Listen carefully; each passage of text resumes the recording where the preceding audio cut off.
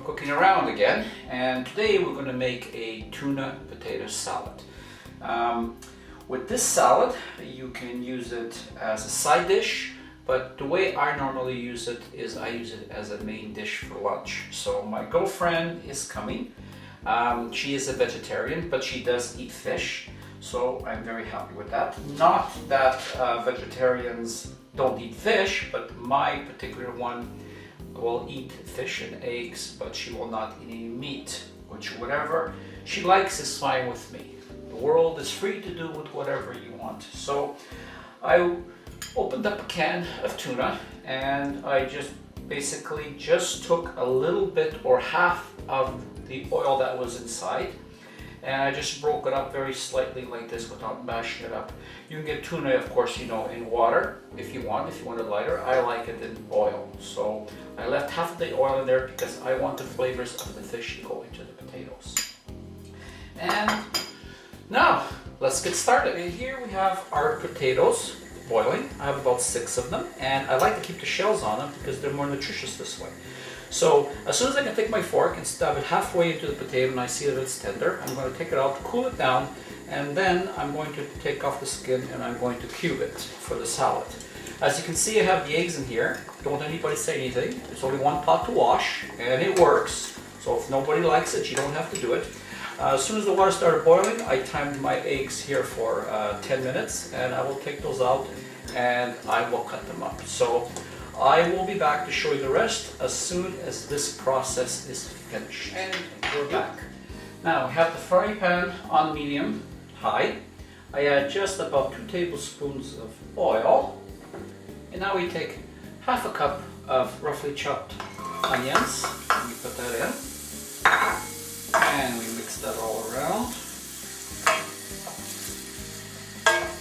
And now we add about half a cup of diced carrots. And we don't want to overcook it because I like it when it's not that tender but still has that hardness to it. Now let that go for about a minute to a minute and a half.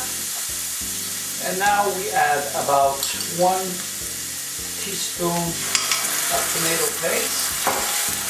And I like to fry the tomato paste. Heat down a little bit. Now I'm moving it around to get all that infused. And now I'm adding my pimento paste, about 1 tablespoon and about a half. Now I don't want to overcook it, so now I'm dropping the heat. Now if you don't want to use tomato paste, just use ketchup. Now I normally don't use ketchup in this recipe, but just to show you that I can do it, I'm adding just a little bit just to show you that it can be done. And ketchup is a multi-billion dollar corporation, so just to make your life easy, you move it around. Now, to take the bitterness away, I add about half a teaspoon of sugar. Get that going nice around. And about a pinch or 2 of salt. And of course, the famous fresh ground pepper. Now I like to put a little bit more in here than that. And now we let that go for about another minute, and the sauce is done to go with the potatoes. Now what I usually do is I let this cool a little bit before I put it on the potatoes. And we're back. And I have my potatoes here that was boiling, and I peeled the skins off of them and I cubed them about this size. So we add the potatoes in there. And I take the tuna, which is roughly chopped, but still some of the oil from the can. I take a little bit of lemon juice, which would probably be about 1.5 to 2 tablespoons, just to give it a little zest in there. Stir that around a little bit. That, and just drop it all over your potatoes. And now we take our sauce that we made and we put that all over our potatoes.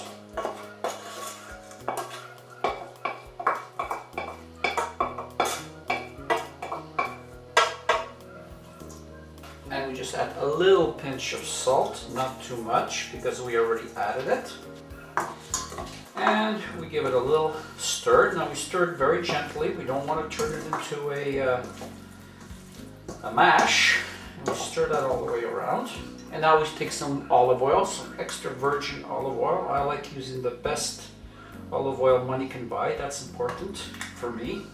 And we just turn that around a little bit. And now we grab our eggs that we prepared. 2 eggs. You can put more, you can put less, according to what you want. And parsley, and you can basically put any kind of parsley you want, whatever keeps you happy. Whatever kind of parsley will keep you happy. And we'll just turn that around. And that's basically it. And here we are, the finished product. Doesn't that look awesome? And you can eat this just alone. You don't have to add anything to it. It's a complete meal. Right now, I have to try it. You'll know how it is with me. So I already added lemon, but you know something? I like to add just a little bit more touch of lemon to it, like that. And now what we do is we take a little bit of the egg, some of the carrots, tuna, and here we go. Our famous taste test.